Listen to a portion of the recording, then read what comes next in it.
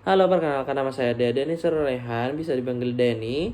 Saya dari kelas ISB 25 dengan NIM 30. Assalamualaikum warahmatullahi wabarakatuh. Perkenalkan nama saya Novitri Putri, NIM 39. Perkenalkan, nama saya Ahmad Zaki Ramadhani, bisa dipanggil Zaki. Saya dari Prodi Sistem Informasi dengan NIM 250 251 0017. Assalamualaikum warahmatullahi wabarakatuh. Pada kesempatan kali ini, kelompok kami, kelompok 3, akan mempresentasikan hasil dari Finpro kemarin untuk memenuhi UAS pada mata kuliah Introduction to Database System. Perkenalkan, nama saya Melisa Kotronada dengan NIM akhir 006. Saya akan menjelaskan tabel pelanggan, tabel meja, dan tabel reservasi. Yang pertama itu tabel pelanggan. Tabel pelanggan ini menyimpan data identitas pelanggan. Nah, ID pelanggan bertipe integer sebagai kunci utama yang mengidentifikasi setiap pelanggan secara unik. Nama pelanggan menyimpan nama pelanggan, nomor HP menyimpan nomor telepon, alamat berisi alamat pelanggan, dan email menyimpan alamat serial. Kolom nama dan nomor telepon wajib diisi, sedangkan alamat dan email itu boleh kosong. Selanjutnya tabel meja. Tabel meja ini berisi informasi mengenai meja yang tersedia. ID meja merupakan primary key. Nomor meja menyimpan nomor atau kode meja. Kapasitas menunjukkan jumlah maksimum orang yang dapat ditampung di meja tersebut. Dan status meja menyatakan kondisi meja, misalnya tersedia, terisi, atau dipesan. Dari struktur yang terlihat, nomor meja boleh bernilai kosong, sedangkan kapasitas dan status meja harus diisi. Nah, selanjutnya itu tabel reservasi. Tabel reservasi di sini mencatat transaksi pemesanan meja. ID reservasi adalah primary key. ID pelanggan dan ID meja berfungsi sebagai foreign key yang menghubungkan reservasi dengan pelanggan dan meja yang dipesan. Nah, tanggal reservasi menyimpan tanggal serta waktu reservasi, sedangkan jumlah orang mencatat banyaknya tamu yang akan datang. Demikian, tabel reservasi menjadi penghubung antara tabel pelanggan dan meja, sehingga sistem dapat melacak siapa yang memesan meja tertentu, kapan reservasi dilakukan, dan untuk berapa orang. Nah, selanjutnya biar dijelaskan sama teman-teman saya yang selanjutnya. Terima kasih. Oke, di sini saya akan menjelaskan tentang tabel kasir, tabel status pesanan, kategori menu, dan juga tabel menu. Oke, yang pertama dulu yang tabel kasir. Tabel kasir digunakan untuk menyimpan data petugas yang petugas melayani proses transaksi di coffee shop. Setiap kasir yang terdapat memiliki identitas unik berupa ID kasir, sehingga dapat dibedakan satu sama lain. Tabel ini memiliki hubungan dengan tabel pesanan dan pembayaran, karena setiap transaksi pesanan maupun pembayaran akan dicatat berdasarkan kasir yang melayani pelanggan. Informasi yang disimpan meliputi nama kasir dan nomor telepon kasir. Dengan adanya tabel ini, pengolahan data petugas menjadi lebih terstruktur, memudahkan proses pencatatan transaksi, serta mempermudah pembuatan laporan berdasarkan kasir yang bertugas. Yang kedua, tabel status pesanan. Tabel status pesanan digunakan untuk menyimpan daftar status yang dapat dimiliki oleh setiap pesanan dalam sistem. Tabel ini berhubungan dengan tabel pesanan melalui ID status, sehingga setiap pesanan akan memiliki satu status yang menunjukkan kondisi atau tahapan prosesnya. Informasi yang disimpan pada tabel ini meliputi ID status sebagai identitas unik dan nama status sebagai karakter status seperti menunggu, diproses, siap, disajikan, atau selesai. Dengan adanya tabel ini, sistem dapat mengelola perubahan status pesanan secara lebih struktur, mengurangi pengulangan data, serta memudahkan pemantauan proses pemesanan hingga pemesanan selesai diproses.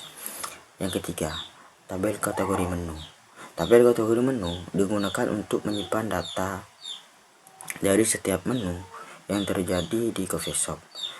Tabel ini berfungsi untuk mengelompokkan menu berdasarkan jenisnya seperti makanan, minuman, atau dessert, sehingga data menu menjadi lebih struktur dan mudah dikelola. Tabel kategori menu memiliki hubungan dengan tabel menu melalui ID kategori, di mana satu kategori dapat memiliki banyak menu. Informasi yang disimpan melalui nama kategori dan deskripsi yang berisi penjelasan mengenai kategori tersebut. Dengan adanya tabel ini, proses pengelompokan, pencarian, dan pengolahan data menu dapat dilakukan dengan lebih efektif. Yang terakhir yaitu tabel menu, di mana tabel menu ini digunakan untuk menyimpan seluruh data makanan dan minuman yang tersedia di coffee shop. Setiap menu memiliki identitas unik berupa ID menu serta terhubung dengan tabel kategori menu melalui ID kategori, sehingga setiap menu hanya berada pada satu kategori tertentu. Informasi yang disimpan meliputi nama menu, harga, dan stok yang menunjukkan jumlah persediaan menu yang tersedia. Data pada tabel menu menjadi acuan utama dalam proses pemesanan, karena setiap pesanan yang dibuat pelanggan akan mengacu pada menu yang tersimpan pada tabel ini. Selain itu, tabel menu juga memudahkan pengolahan data produk, pemantauan stok, serta penyusunan laporan penjualan berdasarkan menu yang tersedia. Nah, selanjutnya ada tabel pesanan, yang dimana tabel ini merupakan tabel utama yang digunain untuk mencatat seluruh transaksi pemesan yang dilakukan sama pelanggan di cafe shop. Jadi misalnya setiap kali pelanggan itu memesan makanan atau minuman, maka data transaksi itu akan disimpan pada tabel ini. Nah, tabel pesanan ini juga memiliki hubungan dengan beberapa tabel lain, seperti tabel pelanggan, yaitu dengan ID pelanggan untuk mengetahui siapa yang membuat pesanan tersebut. Lalu ada tabel menu dengan ID menu, yaitu untuk mengetahui menu apa yang dipesan. Berhubungan dengan tabel kasir, yaitu dengan ID kasir untuk mengetahui kira-kira siapa petugas yang melayani transaksi tersebut. Dan berhubungan dengan tabel status pesanan dengan ID status untuk mengetahui kira-kira pesanan ini tuh sedang dibuat atau sudah ready. Lalu pesanan juga memiliki tanggal pesanan dengan tipe data time dan jumlah di sini itu untuk mengetahui kira-kira menu yang dipesan itu jumlahnya berapa. Misal seperti teriyaki dengan jumlah 2 dengan tipe data integer. Setelah itu baru total harga dengan tipe data desimal. Selanjutnya ada tabel detail pesanan. Nah, detail pesanan ini berfungsi untuk menyimpan rincian dari setiap pesanan yang telah dibuat tadi. Nah, tabel ini berhubungan langsung dengan tabel pesanan melalui ID pesanan. Jadi di detail pesanan ini juga ada ID detail ya. Nah, di ID pesanan itu, jadi kayak setiap data detail pesanan itu selalu berasal dari satu transaksi pesanan tertentu. Nah, informasi yang disimpan itu meliputi harga satuan dengan tipe data desimal dan subtotal dengan tipe data desimal juga, yang dimana digunakan untuk menunjukkan rincian biaya dari pesanan tersebut. Nah, dengan adanya tabel ini, informasi mengenai nilai setiap pesanan dapat dicatat secara lebih rinci sehingga nantinya itu memudahkan proses perhitungan total transaksinya. Lalu terakhir tabel pembayaran. Jadi tabel pembayaran ini digunakan untuk mencatat seluruh proses pembayaran atas pesanan yang telah dibuat sama pelanggan tadi. Jadi sistem pembayaran itu selalu mengacu pada satu data pada tabel pesanan melalui ID pesanan. Terus juga tabel ini memiliki hubungan dengan tabel kasir dengan ID kasir untuk mencatat petugas yang menerima atau memproses pembayaran tadi. Nah, informasi yang disimpan itu meliputi metode pembayaran yang digunain. Misalnya menggunakan cash, debit, atau kris. Dan nanti ada juga tanggal bayar menggunakan tipe data time. Jadi ini kira-kira bayarnya tuh di tanggal berapa untuk mempermudah kayak rekapan nanti. Terus juga ada total bayar untuk mengetahui kira-kira total dari seluruh pesanan itu berapa yang mau dibayar dengan tipe data desimal. Seperti itu. 9. Di sini saya akan menjelaskan tentang view. Di kelompok kami menggunakan view untuk menampilkan riwayat transaksi coffee shop.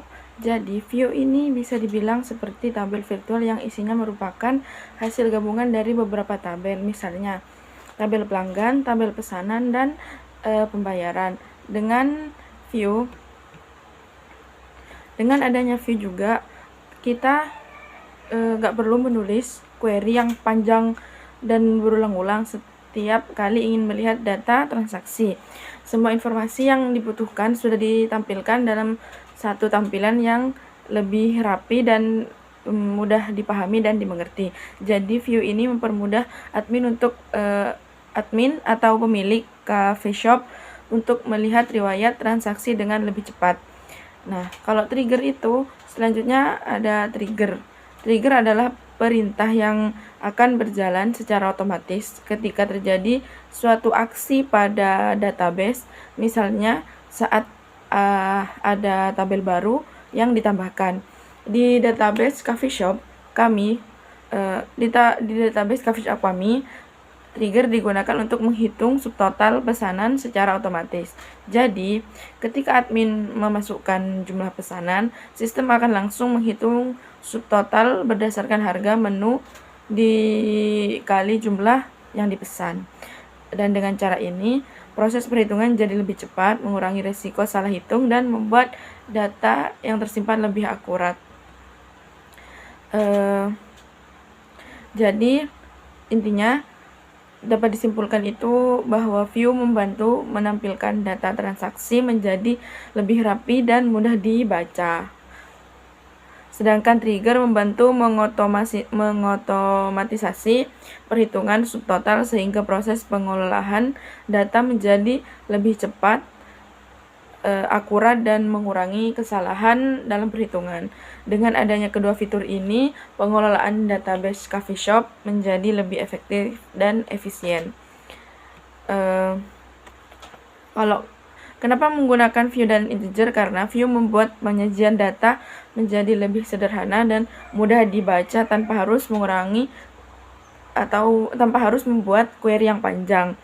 Sedangkan trigger membantu mengotomatisasi proses perhitungan sehingga mengurangi kesalahan dan membuat pengolahan data menjadi lebih efisien. Sekian penjelasan dari saya mengenai view dan integer. Terima kasih atas perhatiannya. Saya undur diri. Terima kasih. Wassalamualaikum warahmatullahi wabarakatuh. Nah, jadi tujuan pembuatan database coffee shop ini untuk membantu pengelolaan seluruh data operasional cafe secara terstruktur, mulai dari data pelanggannya, lalu ke kasir, menu, reservasi, pesanan, hingga pembayaran.